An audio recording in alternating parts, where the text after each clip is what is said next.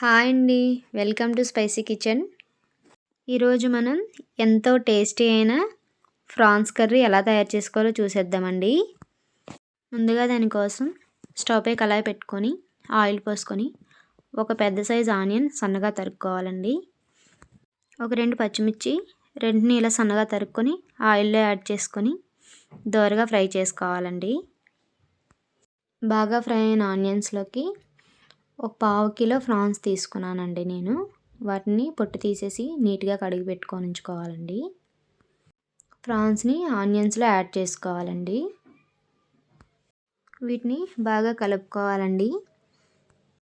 ఇవి అలా ఫ్రై అవుతున్న కొలది నీళ్ళు వస్తాయండి. ఆ నీళ్ళన్నీ ఇంకిపోయేంత వరకు బాగా ఫ్రై చేసుకోవాలండి. టేస్ట్ తగినంత సాల్ట్ కూడా యాడ్ చేసుకోవాలండి. చిటికెడంత పసుపు కూడా యాడ్ చేసుకోవాలి. వీటన్నిటిని బాగా కలబెట్టుకొని ఆయిల్ పైకి తేలేంత వరకు బాగా ఫ్రై చేసుకోవాలండి. సీ ఫుడ్ హెల్త్కి చాలా మంచిదండి. వారంలో 1 లేదా 2 రోజులు సీ ఫుడ్ కన్ఫర్మ్గా తినాలి. ఇలా ఫ్రాన్స్ బాగా ఫ్రై అయ్యి ఆయిల్ పైకి తేలగానే దీంట్లో 1 స్పూను అల్లం వెల్లుల్లి పేస్ట్ యాడ్ చేసుకోవాలండి. బాగా అడగంటుకుంటా కలుపుకోవాలి.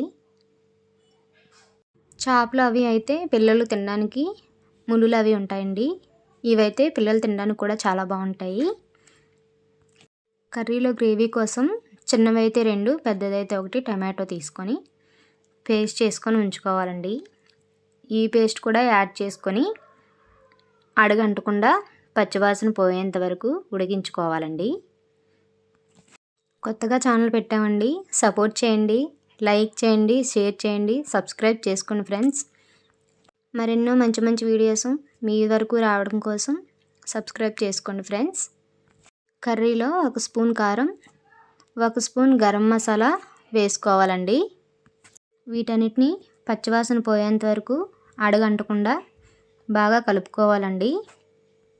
ఈ టిప్స్తో ట్రై చేయండి ఫ్రెండ్స్. ఫ్రాన్స్ కర్రీ చాలా బాగా కుదురుతుంది. ఈ కర్రీ రోటీతో అయినా, చపాతీతో అయినా, రైస్లో అయినా చాలా బాగుంటుంది ఫ్రెండ్స్. తప్పకుండా ట్రై చేయండి. చూడండి ఫ్రెండ్స్, మసాలా అంతా ఎంత బాగా ఫ్రై అయిపోయిందో. దీనిలో మనం తగినన్ని నీళ్ళు పోసుకోవాలండి.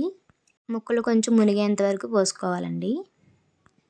ఒక 5 నిమిషాల పాటు మంట మీడియంలో పెట్టి మూత పెట్టుకొని బాగా ఉడికించుకోవాలండి. మధ్య మధ్యలో కలుపుతూ ఉండాలండి, లేదంటే అడుగంటుతుంది. ఒక్కొక్కరు ఒక్కొక్క మెథడ్లో కర్రీ ప్రిపేర్ చేస్తారండి.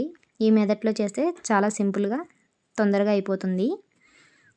దీనిలో మనం సన్నగా తరిగి పెట్టుకున్న కొత్తిమీర పైన చల్లుకొని స్టవ్ ఆఫ్ చేసేసుకోవడమేనండి. అంతేనండి, ఎంతో టేస్టీ హెల్దీ అయిన ఫ్రాన్స్ కర్రీ రెడీ అయిపోయింది. తప్పకుండా ట్రై చేయండి ఫ్రెండ్స్, చాలా బాగా వస్తుంది. లైక్ చేయండి, షేర్ చేయండి, సబ్స్క్రైబ్ చేసుకోండి ఫ్రెండ్స్.